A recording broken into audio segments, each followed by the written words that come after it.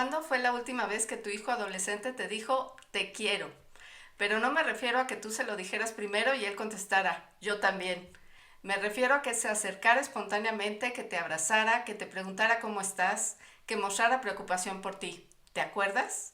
Puede parecer una pregunta muy extraña para comenzar un episodio sobre estimulación magnética transcraneal, porque cuando utilizamos este tipo de herramientas en consulta, generalmente tenemos un objetivo muy concreto. Queremos mejorar la atención, disminuir síntomas de ansiedad o depresión, favorecer la regulación emocional, trabajar determinados síntomas asociados al TDA o apoyar la rehabilitación después de un evento vascular cerebral. Pero hay algo que llevo tiempo observando y me parece fascinante. Algunos de los cambios más importantes no se relacionan con eso que en principio buscábamos. Son cambios que observa y reporta la familia. Está haciendo algo que antes no hacía. Volvió a interesarse por esto. Está diferente, más cariñoso o cariñosa. Volvió a decirme que me quiere. Por eso, hoy quiero contarte 5 de esos cambios inesperados que han sucedido mientras hacemos estimulación magnética transcraneal. No significa que observemos estos mismos efectos en todas las personas. Tampoco sería correcto atribuirlos automáticamente a la estimulación. Pero lo cierto es que el cerebro no existe aislado de la persona. Y cuando por medio de la intervención modificamos algo en ese cerebro, suceden cosas. Soy la psicóloga Claudia Juárez y esto es Hablemos de Salud.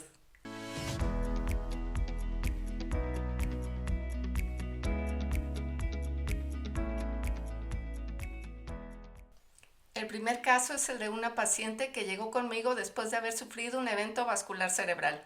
El objetivo del tratamiento era trabajar sobre algunas de las secuelas que había dejado el EVC, básicamente motoras. Había aspectos muy concretos que queríamos mejorar y que fuimos observando durante el tratamiento. Pero en algún momento, esta paciente me comentó algo que no estaba dentro de nuestros objetivos iniciales. Me contó que había mejorado su vida sexual. Esto me pareció sumamente interesante. No porque a partir de este caso podemos decir que la estimulación magnética transcraneal mejora la vida sexual. Si dijéramos esto, probablemente muchas personas querrían acceder a este tratamiento. Pero esta anécdota nos recuerda algo que a veces olvidamos. La sexualidad también ocurre en el cerebro. En la respuesta sexual participan el movimiento, la sensibilidad, la percepción corporal, el estado emocional, la motivación, el sistema nervioso, la energía, la relación con nuestro propio cuerpo y, por supuesto, la relación con la otra persona. Y hay algo más. El deseo y la excitación también tienen un componente cerebral muy importante. En ellos participan diferentes redes relacionadas con la motivación, la recompensa, las emociones y la percepción de los estímulos. Por eso, después de una lesión cerebral, la sexualidad puede cambiar aunque los órganos sexuales no hayan sufrido ningún daño. Y de la misma manera, cuando algunas funciones empiezan a recuperarse, pueden aparecer cambios en áreas que ni siquiera habíamos considerado como parte del tratamiento. Y eso me hace pensar, ¿cuántas mejorías dejamos de detectar simplemente porque no preguntamos por ellas? El segundo caso es el de un chico con TDA. Nuestro objetivo no tenía absolutamente nada que ver con convertirlo en un mejor deportista, sino que fundamentalmente buscábamos que mejorara su conducta y atención en la escuela. Sin embargo, durante el tratamiento apareció un cambio que llamó la atención. Mejoró su movimiento y coordinación del lado izquierdo. Esto puede parecer muy extraño si seguimos pensando que el TDA significa únicamente no poner atención. Pero el cerebro no funciona así.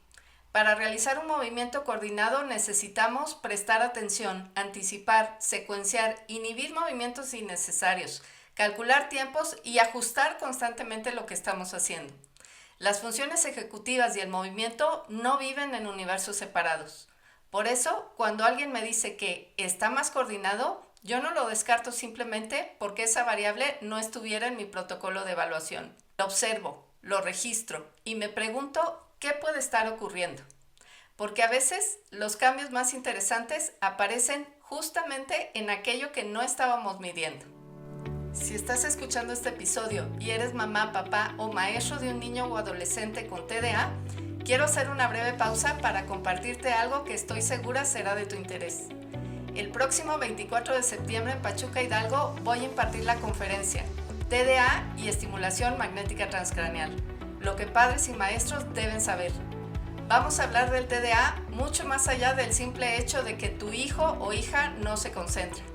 Hablaremos de qué pasa con la impulsividad, con las dificultades escolares, con los conflictos en casa. También hablaremos del sueño y la alimentación. Hablaremos de por qué algunos jóvenes con TDA presentan también mayor vulnerabilidad frente a conductas de riesgo y consumo de sustancias.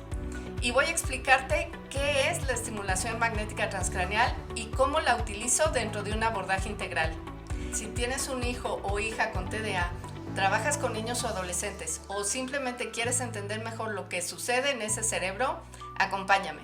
Recuerda, es este 24 de septiembre en el Salón Aventia en Pachuca, Hidalgo. En mis redes sociales encontrarás la información para registrarte. O si lo deseas, puedes enviarme un mensaje de WhatsApp al 771-621-9399. Te espero. Este es probablemente uno de mis casos favoritos. Un chico con autismo al que atendí recientemente había escuchado prácticamente toda su vida a Freddie Mercury. De hecho, en buena parte de las sesiones hablamos de todo lo que sabía sobre la banda y sus canciones favoritas. Hace poco su mamá me envió un mensaje diciéndome: llevo 23 años escuchando a Freddie Mercury y hoy Sebastián está escuchando Los Ángeles Negros. ¿Qué le hiciste a mi hijo? Y quizá te preguntes, ¿qué tiene esto de extraordinario? No estoy diciendo que cambiar de Queen a Los Ángeles Negros sea un marcador neurológico. Lo interesante no era qué grupo había elegido, era que había elegido algo diferente. En las personas dentro del espectro autista podemos encontrar patrones muy estables, intereses restringidos, repetición y una gran preferencia por aquello que resulta conocido y predecible. Y de pronto en su segundo tratamiento apareció la variedad. ¿Podemos asegurar que fue consecuencia directa de la estimulación? No, pero clínicamente es un cambio que merece observarse, porque quizá lo relevante no sea que dejó de escuchar una canción para escuchar otra. Quizá lo interesante sea preguntarnos, ¿estamos viendo un poco más de flexibilidad? Y esto me lleva a los dos casos que me hicieron pensar en este episodio, porque ya no tienen que ver con movimiento, música ni rehabilitación. Tienen que ver con algo muchísimo más difícil de medir, el vínculo que se fortalece entre padres e hijos. Hay algo que comparten algunas de las historias de este episodio y que, por supuesto, por respeto a la privacidad de mis pacientes, no voy a explicar en detalle, pero sí puedo decirte algo.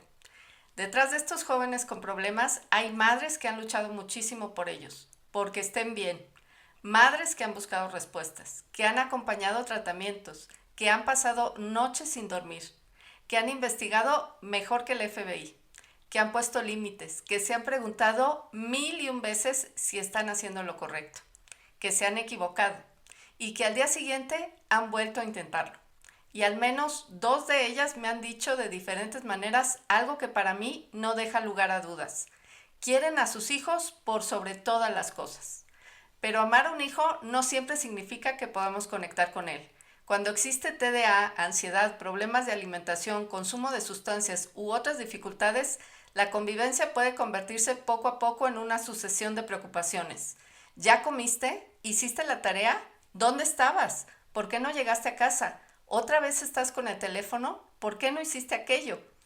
Y llega un momento en que la relación comienza a vivir alrededor del problema. Ya no estamos hablando con nuestro hijo, estamos hablando con el TDA, con la ansiedad, con el problema de alimentación, con el consumo de sustancias o con aquello que nos preocupa. Y entonces puede ocurrir algo tremendamente doloroso. El amor sigue ahí, pero dejamos de sentirlo en la relación cotidiana. Nunca estuvo en duda cuánto querían estas madres a sus hijos, y tampoco creo que estos jóvenes hubieran dejado de quererlas. Lo que parecía haberse deteriorado era otra cosa, la posibilidad de encontrarse. Una de mis pacientes adolescentes llegó con varias dificultades. Tenía ansiedad, problemas importantes de sueño y algo que preocupaba especialmente a su madre. No comía y cuando lo hacía era con mucho trabajo. Comenzamos con el protocolo de estimulación para ansiedad e insomnio y 2 semanas después le pedí que me reportara cómo iba con el tema del sueño. Esto fue lo que me dijo. He sentido que ha mejorado muchísimo mi sueño y cómo descanso. Ha sido un cambio muy positivo. Ya me duermo temprano y no se interrumpe mi sueño. Yo tenía un sueño muy interrumpido y poco reparador. Ahora siento que he mejorado mucho y ya duermo de corrido. Después su mamá empezó a observar otras cosas. No solamente estaba durmiendo mejor. La percibía diferente, más cercana y cariñosa, más pendiente de ella. Después de que había una relación difícil entre ellas, mi paciente empezó a mostrar preocupación por su mamá. Y esto me pareció fascinante. ¿La estimulación magnética la hizo más cariñosa? No podría decirlo así. Además, creo que sería una manera demasiado simplista de entender lo que estaba ocurriendo. Pero piensa en algo. Cuando duermes mal, estás ansioso o tienes que utilizar buena parte de tus recursos internos simplemente para manejar tu propio malestar, hay menos espacio para muchas otras cosas. Si empiezas a dormir mejor, disminuye parte de la ansiedad, quizá empiezan a quedar recursos disponibles para mirar hacia afuera, para notar al otro, para acercarte y para preguntar, ¿tú cómo estás? Entonces ocurre algo que ninguna de las escalas que aplicamos necesariamente va a detectar. Si estás escuchando este episodio y te preguntas si la estimulación magnética transcraneal podría ser una alternativa para ti o para algún miembro de tu familia, puedes agendar una valoración conmigo. La estimulación magnética transcraneal, o TMS por sus siglas en inglés, es una técnica de neuromodulación no invasiva que utiliza campos magnéticos para estimular determinadas redes cerebrales. Pero para mí hay algo fundamental. Yo no trato cerebros, trato personas. Por eso, antes de iniciar un tratamiento, necesito conocer qué está ocurriendo, qué queremos mejorar y qué otros factores pueden estar influyendo. La estimulación magnética transcraneal es parte de un abordaje integral que he conformado a lo largo de 16 años de trabajar con pacientes. Atiendo en Hospital Intermédica en Pachuca, Hidalgo, y en Percé Bienestar Integral en Coyoacán, Ciudad de México. Puedes encontrar mis datos de contacto en la descripción de este episodio o escribirme a través de mis redes sociales. Me encuentras como psicóloga Claudia Juárez. El quinto caso es diferente a los anteriores. Es un adolescente con TDA y problemas relacionados con el consumo de sustancias. Con él, como en los anteriores, he utilizado la estimulación magnética transcraneal. Pero durante muchas de las sesiones, él se duerme o simplemente está viendo su teléfono. Y mientras esto sucede, ha ocurrido algo que yo no había planeado. He terminado haciendo una parte muy importante del trabajo terapéutico con su mamá. No voy a contar su historia porque le pertenece a ella, pero sí puedo compartir algo que me parece fundamental. Durante mucho tiempo, esta mamá había tenido muy claro qué quería para su hijo. Quería que fuera un hombre de bien, que tomara buenas decisiones, que construyera una buena vida. Y por supuesto podríamos pensar, ¿qué madre no quiere eso para su hijo? Pero durante nuestras conversaciones empezó a aparecer otra pregunta. ¿Por qué era tan importante para ella que la historia de su hijo fuese exactamente así, como ella la había planeado? Y poco a poco comenzó a descubrir que algunas de las expectativas que había depositado en él también tenían que ver con su propia historia, con las cosas que había vivido, con aquello que no había tenido y con una idea de familia que había deseado profundamente construir. Y entonces hemos podido mirar su enojo y preocupación desde otro lugar. Porque algunas veces nos enojamos con nuestros hijos no solamente por lo que están haciendo. También nos enojamos porque lo que están haciendo amenaza la historia que imaginábamos para ellos y para nosotros. Y eso no significa que debamos aceptar conductas que pueden hacerles daño. Los límites siguen siendo necesarios. Las consecuencias siguen existiendo. Pero hay una enorme diferencia entre decir, necesito que tú cambies para que mi historia termine como yo esperaba, y poder decir, yo puedo acompañarte, puedo poner límites, puedo ofrecerte ayuda y puedo quererte profundamente, pero tu vida no me pertenece. Y eso es parte de lo que esta mamá está empezando a trabajar. Su hijo todavía tiene su propio camino que recorrer, pero ella está empezando a comprender que acompañarlo no significa poder controlar el resultado. Curiosamente, cuando disminuye la lucha por conseguir que el otro sea como necesitamos que sea, empieza a quedar nuevamente espacio para la relación.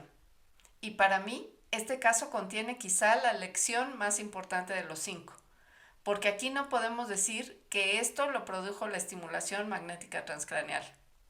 La estimulación forma parte del proceso de este joven, pero el cambio que estoy describiendo está ocurriendo también en otra persona, en su mamá. Y eso me recuerda a algo que a veces olvidamos cuando trabajamos con niños y adolescentes. No siempre podemos cambiar al hijo, pero sí podemos trabajar con la relación. Podemos ayudar a los padres a entender qué les está pasando a ellos frente al problema de su hijo. ¿Cuáles son sus temores? ¿Qué esperan? ¿Qué heridas propias están activando? ¿Y qué parte de la batalla que están librando pertenece realmente al presente? ¿Y cuál viene de su propia historia? Porque amar a un hijo también implica algo extraordinariamente difícil. Hacer todo lo que está en nuestras manos para cuidarlo, sin confundir cuidarlo con poder escribir su historia por él. Al principio de este episodio te pregunté, ¿cuándo fue la última vez que tu hijo adolescente te dijo, te quiero? No porque decir te quiero sea una medida de salud mental. Y tampoco porque un adolescente que no lo dice quiera menos a sus padres.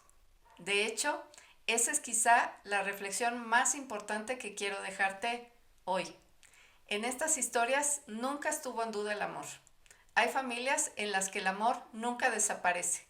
Lo que desaparece durante un tiempo es la capacidad de encontrarse. Y cuando algo comienza a cambiar en el cerebro, en el sueño, en la regulación emocional, en nuestra manera de responder o en la dinámica familiar, a veces vuelve a aparecer ese espacio. Y puede manifestarse de las maneras más inesperadas. En una mujer que recupera una parte de su vida después de un EBC. En un joven que comienza a coordinar mejor sus movimientos. En alguien que después de 23 años de escuchar a Freddie Mercury descubre a Los Ángeles Negros. En un adolescente que duerme de corrido y empieza a preguntar ¿cómo está su mamá? Y a veces los cambios no ocurren en el paciente, sino en la persona que lo acompaña.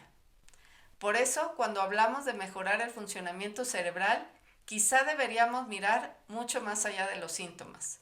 Porque algunas veces la señal más poderosa de que algo está cambiando no aparece en una resonancia, ni en una gráfica, ni en una escala.